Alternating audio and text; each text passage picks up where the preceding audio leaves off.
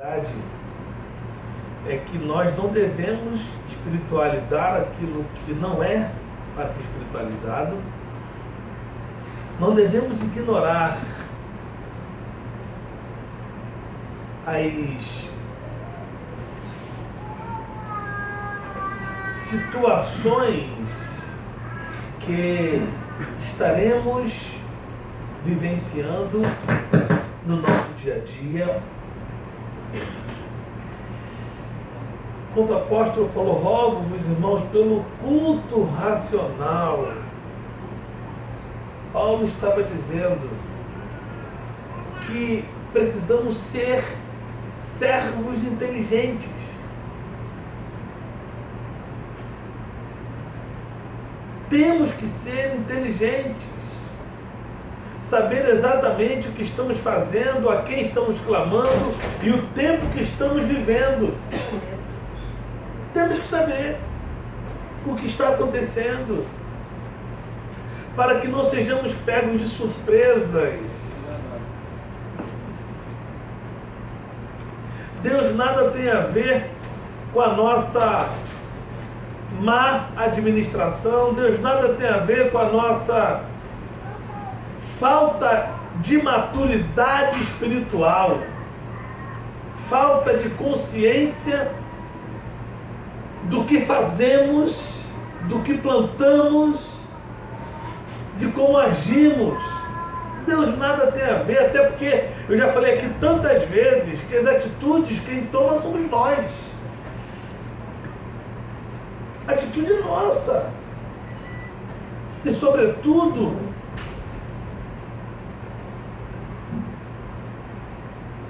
se entendermos que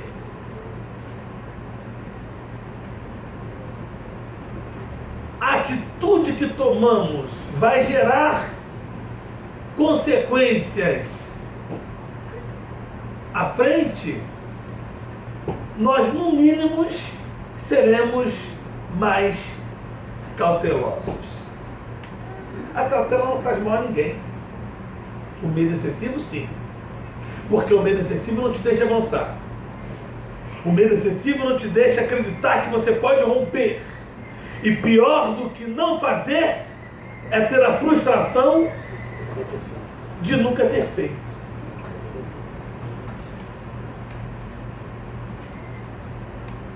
Então a gente precisa analisar algumas coisas. E eu estava pensando hoje, eu cheguei ontem de Brasília, uma correria, ainda consegui chegar lá no culto do Grivaldo, e os irmãos tiveram a generosidade de me aguardarem, porque o horário já tinha estourado há muito tempo, cheguei lá quase 10 horas, 9 da coisa. Como você havia falado, fiquei 5 horas praticamente sentado dentro de um táxi.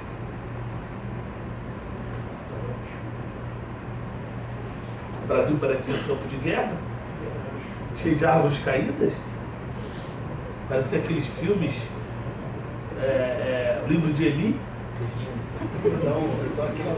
Viram esse filme com Denzel Washington? Então 2012 também. 2012 também, tudo caindo. Eu falei, que negócio é esse? Árvores enormes caindo na Avenida Brasil. Assustador aquilo. E aí, quando chego hoje, o escritório está lotado de coisa, tentando me desvencilhar. E muitos prazos que eu tinha que resolver hoje, enfim. Mas quando eu paro para analisar o que está acontecendo na nossa nação, sobretudo no nosso estado, porque eu sou daquela geração, eu, Carlos Santana, Ambrósio, irmão Paulo, Wilflen, ele não gosta muito de falar, mas o Wilflen, temos as idades equivalentes. Nós somos de uma geração que os pastores antigamente, eles só se preocupavam com o que estava na Bíblia, não com o que estava gerando em torno. Nós vivíamos ali como se fosse naquela redoma de vidro e não estamos preocupados com o externo. Graças a Deus que hoje nós temos coragem de falar. Por exemplo, quer que eu dê alguns exemplos? A televisão é o quê? É um bezerro do diabo. Caixa preta. Coitadinho do meu saudoso pai, pegou a televisão e jogou no chão, quebrou, como vocês sabem. Nós colocávamos aquele papel celofone para fingir que é colorida. E era uma festa Tom e Jerry. E, enfim, uns desenhos um pouquinho menos maldosos como tem hoje. A praia do demônio, a praia do capeta.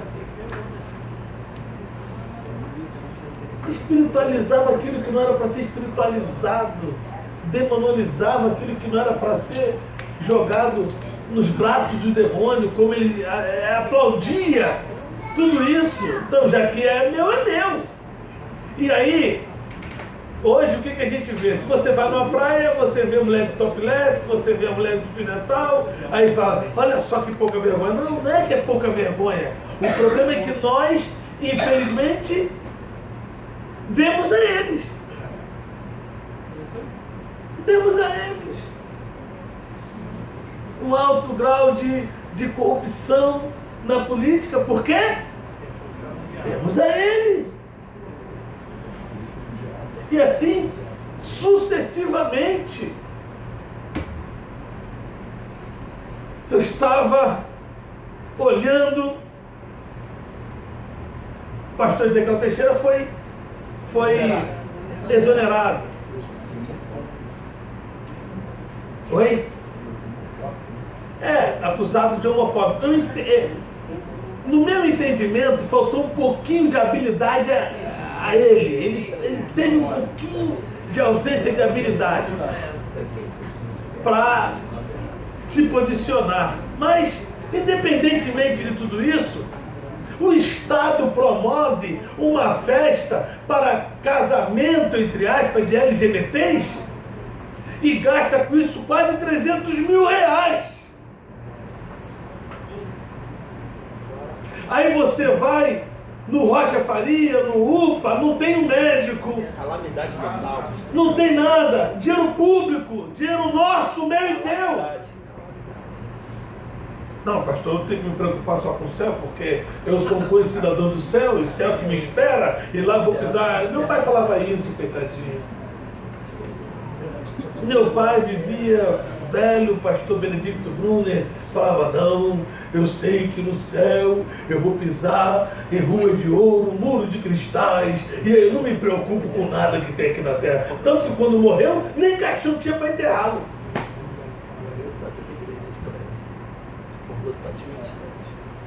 A realidade impõe que eu, como servo de Deus, tenho que estar antenado com o céu e o que acontece aqui na terra. Aí o apóstolo Paulo, numa igreja muito abençoada, porém problemática, que era a igreja de Coríntios, lembra que o apóstolo Paulo fala que a alma dele seja entregue. Você lembra disso? Que o corpo sentido de Satanás é a alma de Deus, depois ele não é salvo. Esse incesto que acontece aqui, e é tanta coisa que aconteceu nessa igreja de Coríntios. E aí, no capítulo 15, que é um capítulo maravilhoso, o apóstolo Paulo, ele faz um compêndio maravilhoso, quando ele começa a dizer no versículo 53 em diante, ele diz na sua primeira carta, porque convém que isto que é corruptível se revista da incorruptibilidade, e que isto que é mortal se revista da imortalidade, e quando isto que é corruptível se revestir da incorruptibilidade, e isto que é mortal se revestir da imortalidade, então cumprir-se-á a palavra que está escrita, tragada foi a morte na vitória. Aí diz ele ainda, onde está, ó morte, o teu aguilhão? Onde está, ó inferno, a tua vitória? Ora, O aguilhão da morte é o pecado, e a força do pecado é a lei, mas graças a Deus que nos dá a vitória por nosso Senhor Jesus Cristo. Aí ele, no versículo 58, ele me compele a entender que precisamos ter uma postura de vencedores. Quando ele diz: portanto, meus amados irmãos, sede firmes, Aleluia. E constantes, Deus. sempre abundantes na obra do Senhor, sabendo que o vosso trabalho não é vão no Senhor. Aleluia. Meus queridos irmãos, olhem para cá. Tudo que passamos, tudo que observamos, tudo que vivemos, se a gente ficar inapercebidos, aí vamos viver como crentes alienados. Como aquele que falou certa vez para nós na igreja, no antigo tempo: eu não vou sair mais de casa, porque eu vou esperar Jesus voltar dentro de casa. O cara, eu falei: pô, esse cara não é crente do Crescendo ao Santo. Poxa, a gente dá tanta palavra, a gente ensina tanto aqui, e o cara vem com uma conversa dessa. Eu não saio mais de casa, porque tudo que está acontecendo, Jesus já está voltando, já está na beira para voltar, então eu vou ficar em casa. Eu falei: mas tu vai viver de quê? Você vai viver de quê? Tu vai comer o quê? Tu vai se alimentar com o quê? Não, pastor, eu já vou começar a fazer um jejum. E quando de 40 em 40 dias eu como, e aquilo outro. Eu falei: meu irmão, daqui a pouco você está vendo porco, está chamando porco de Jesus, está chamando os anjos de demônios, vai te confundir tudo. Para com isso, irmão. Para com isso. A mesma coisa é aqueles que querem ter uma santidade acima da média. Aqueles que se autopromovem numa santificação absoluta, em que eles se tornaram homens e mulheres inatacáveis. Estão acima da média. Hoje eu estava fazendo um vídeo para uma emissora de TV, porque eles me perguntaram o seguinte: pastor Marcelo, o senhor como advogado, respeitado, e como pastor muito abençoado, dá-nos uma posição, coloque um vídeo, mande para que seja veiculado amanhã na televisão, no programa que estará sendo feito. Eu falei: sobre o quê? Qual é o tema? O pastor que processou uma membro porque ela ganhou um dinheiro na loto e não deu dízimo na igreja. Ela prometeu que daria uma oferta para a igreja, o pastor já com essa promessa comprou um terreno, só que ela não deu, resolveu pegar o dinheiro e dar para uma instituição filantrópica cheia de crianças cegas, aquilo outro, e o pastor está revoltado, está processando-a. Qual é a tua posição com relação a isso? Gente, ele ficou orando em frente à casa dele. Isso não é difícil responder, porque a oferta é um ato voluntário, não é obrigacional. Portanto, qualquer ação nessa esfera restará infrutífera. Ainda vamos servir de escárnio. Ainda mais se pegar uma juíza macumbeira.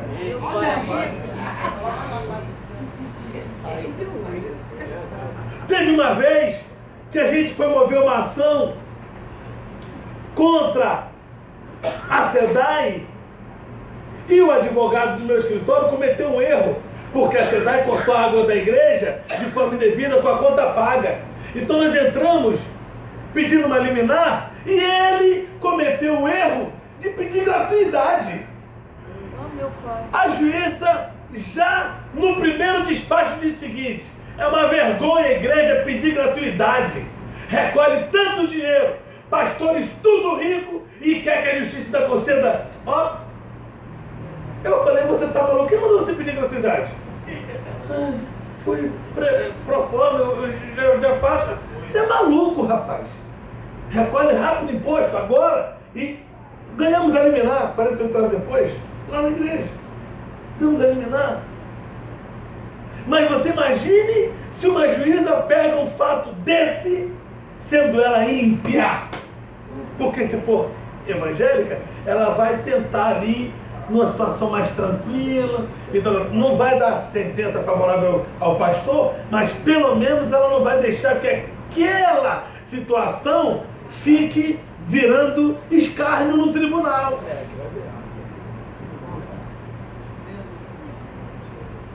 É o que a gente tem passado no nosso dia a dia. Ou você vira um crente alienado, que não se preocupa com mais nada, fica aquele cara doido que só fica glória a Deus, aleluia, aleluia, glória a Deus, Jesus é bom, glória a Deus, aleluia, aleluia, Jesus é bom. Bom dia, irmão, glória a Deus, aleluia. Tudo bem, irmão, glória a Deus, aleluia, Jesus é bom. Tá tudo bem com você, glória a Deus, aleluia, Jesus é bom. Ou você vira esse crente alienado, que tu não quer saber mais de nada que está acontecendo no mundo. Ou então, para você se manter no equilíbrio espiritual, sabendo de todas essas bagacelas que nos rodeiam, você tem que andar nesse versículo 58 aqui. Uma conexão de 57 com 58. Porque o 57 diz que, mas graças a Deus que nos dá a vitória. O que o apóstolo Paulo está dizendo aqui? Não interessa o que você está passando, não interessa a extensão do seu problema. Ele tem vitória para você. Está dizendo isso. Está dizendo isso. Não interessa o que está passando. A vitória, ela vem. Ela vem. Ela vem. Está difícil, a situação está quebrando, está tudo arrebentando. Eu vi aquela reportagem, eu falei com o William hoje, eu vi aquela reportagem, eu estava em Brasília, assistindo o jornal e vendo os comerciantes aqui do centro do Rio fechando as lojas, porque não tem condições de bancar nenhum aluguel. Aí o repórter perguntou, e você, como é que tu consegue estar aí? Não, eu estou aqui porque eu não tenho condição de pagar os encargos trabalhistas. Então eu vou empurrando com a barriga até onde der. Ou seja, o rolo compressor de dívida. Aí ontem, conversando com Rose Fagundes, ela disse, pastor, sabe o que está acontecendo? 25 lojas da Casas Bahia estão fechando. Ei, não estou falando aqui de um comercinho, não, de um comércio, não. Estou falando de um comércio grande, estruturado, que tem no Brasil inteiro.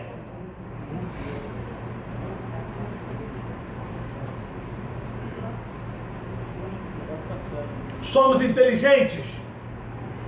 Hoje não recebemos mais aquele título de ser crente, é ser analfabeto. Hoje eles sabem que os cristãos são, na sua grande maioria, inteligentíssimos. E aí eu aprofundo dizendo que nós somos o povo mais inteligente da face da terra. Porque nos preocupamos com a vida presente e garantimos a vida futura. Então somos os mais inteligentes. Agora, meus queridos irmãos, falo como pastor, como alguém que quer ver o seu bem sempre. E existem coisas que Deus não vai fazer por nós.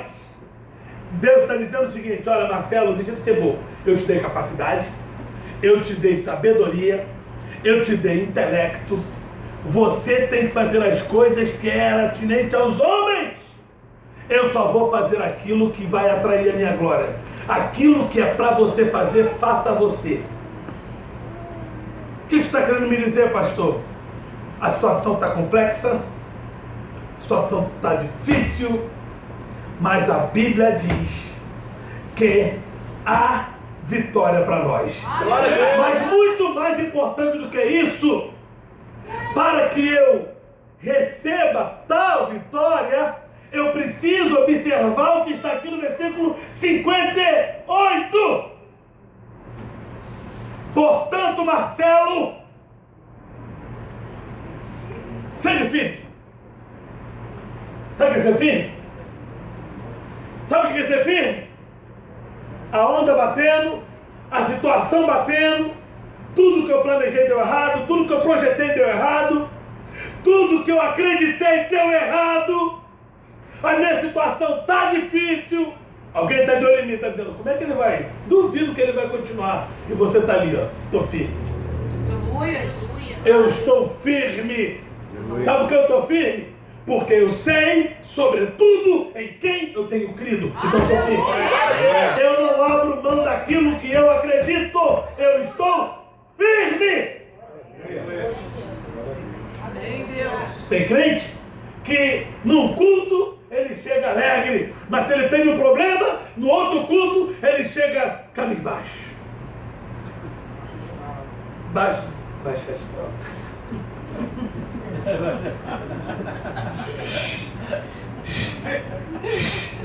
Faça isso, pula isso. Pula. Não, mas é um cacófago. Ok? Então veja. Quando eu venho para a presença de Deus, guardem isso aqui. Quando eu venho para a casa de Deus, porque para mim isso aqui é o meu alto refúgio, tá? Isso aqui é meu alto refúgio. Isso aqui, ó. Nossa. É isso aqui. Quando eu estou numa situação difícil, eu tenho que estar na igreja. Eu tenho que estar na igreja, irmão. Porque é uma palavra que sai da redifusão, é uma palavra que sai do Ministério do Louvor, é uma palavra que sai da igreja, da boca do pastor Carlos Santana, da boca do presbítero Paulo, da boca do pastor Carlos Valença. É aquilo que vai chegar no meu coração e vai mudar a minha história. É aquilo ali que vai me levantar e vai falar: eita, eu estou firme. Não, eu estou firme.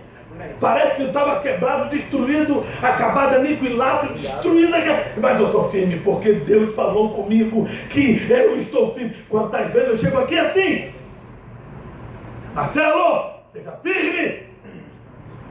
Seja firme!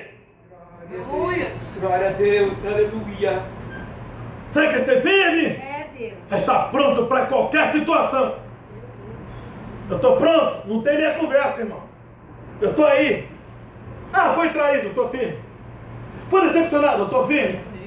Falaram mal de mim, eu estou firme. Aqueles que te amavam agora te abandonaram, eu estou firme. Aleluia. Não vai tirar do meu foco, não vai mexer com o meu foco. Agora, firme por si só não resolve. Aqui existe o liame de ligação.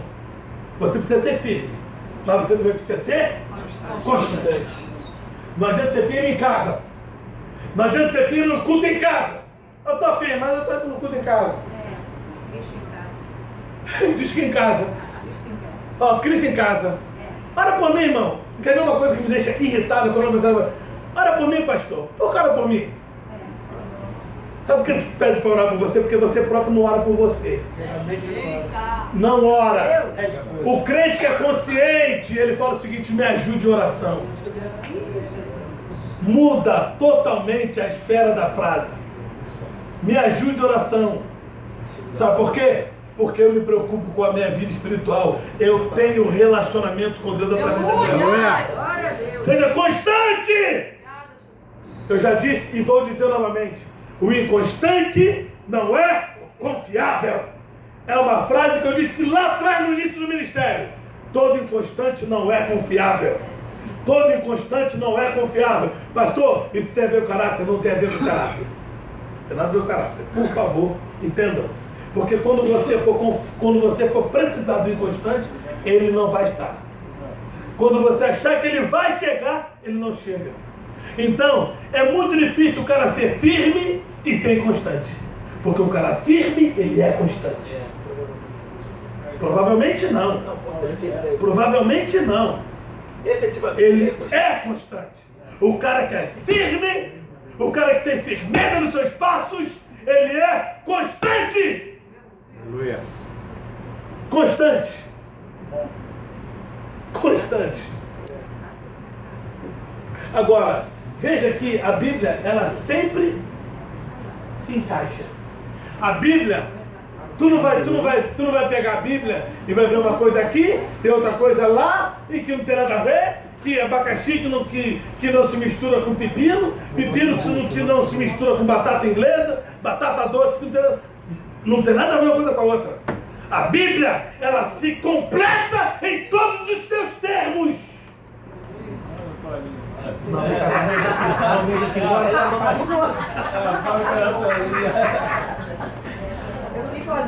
Sempre abundante. Aí, ó, olha aqui, ó. Firme e constante. Gente, olha o cheiro dessa toalha. É pra desmontar o pregador mesmo. É isso aí, claro. Meu Deus, que cheiro gostoso. Te amo, pastor. Ah, I love you. I love you too. Você sabe, se uma pessoa que não é constante, teria essa sensibilidade, não, Maria? Eu vou pegar esse fato agora. Ela teria essa sensibilidade? Não, porque ela não sabe o que acontece na igreja.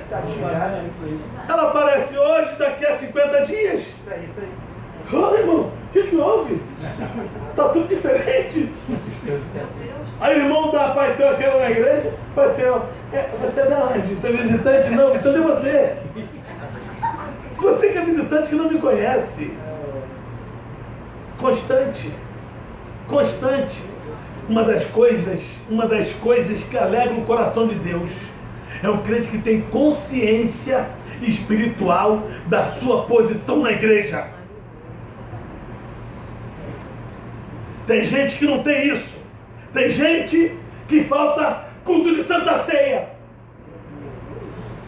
Está trabalhando? Não, estava em casa.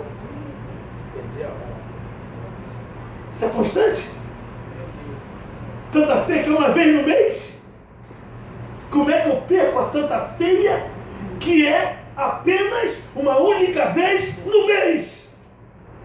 Fica isso, pastor? Falta de consciência, falta de maturidade espiritual e saber exatamente qual é a minha posição. Seja firme e constante. Gente, o que eu estou falando aqui nessa noite, você precisa pegar e abraçar para a tua vida. Mas abraça mesmo, isso aqui não é para você fazer você pular e sair daqui andando de cabeça para baixo, não. É para você ter consciência exatamente que os dias que nós estamos vivendo são dias maus, são dias terríveis e precisamos estar atentos a tudo que está acontecendo. Senão a gente fica, ai meu Deus, minha vida está assim, minha vida está assado, eu não sei o que está acontecendo, porque virou um crente alienado. Espiritualiza o que não deve ser espiritualizado. Não consegue ter uma consciência exata do momento que está acontecendo. Eu preciso saber, eu preciso ter uma posição. Repita comigo. Ser firme. É necessário. Ter uma ligação. Com a constância. Eu preciso ser constante. Para valorizar a minha firmeza. Aliás, eu preciso ser constante para ressaltar a minha firmeza.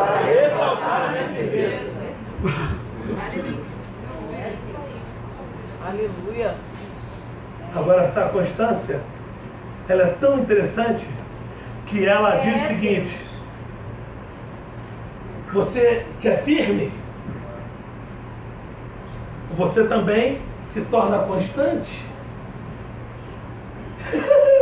Agora, sempre abundante. Puxa. Falar de abundância é falar de Deus. Por quê? Onde abundou o pecado? Superabundou. Repitam isso, irmãos. Onde abundou o pecado? Superabundou a graça. Ou seja, Deus quer que você, como servo dele, não tenha um ministério de escassez. Ministério escasso. Seu ministério tem que ser abundante. Deus. As pessoas têm que chegar em você e beber. Tu tem que ter para dar. Nem que seja apenas um abraço. Mas o teu abraço tem que ser abundante. O teu aperto de mão tem que ser abundante. A tua forma de olhar para o teu irmão tem que ser com abundância. Meu Deus. Tem tanta gente seca na igreja, que quando você... Vai, seu irmão. Já viram isso? Já viram assim? Já viram gente assim? Vai, seu irmão. Vai, seu irmão. Vai, seu irmão. Irmão, dá um abraço no seu irmão aí. Gente, não me toque. Aleluia. Complicado. O perfume que eu uso é um perfume francês. E a roupa que eu uso é importada. Eu não posso me misturar assim. Pobre, miserável, nu e escasso, cheio de escassez. Cheio de escassez. Marcelo, seja firme, seja constante, o seu ministério seja abundante. Aleluia. Seja abençoador. Abraça as pessoas. Aleluia. Que elas entendam que você é um poço que emana água saudável. Glória a Deus, aleluia. Você é bênção? Quem é você? As pessoas têm medo de chegar perto de você porque você, quando chega perto de você, você é um grosso, você é uma grossa, você não fala com ninguém, acha o último biscoito do pacote.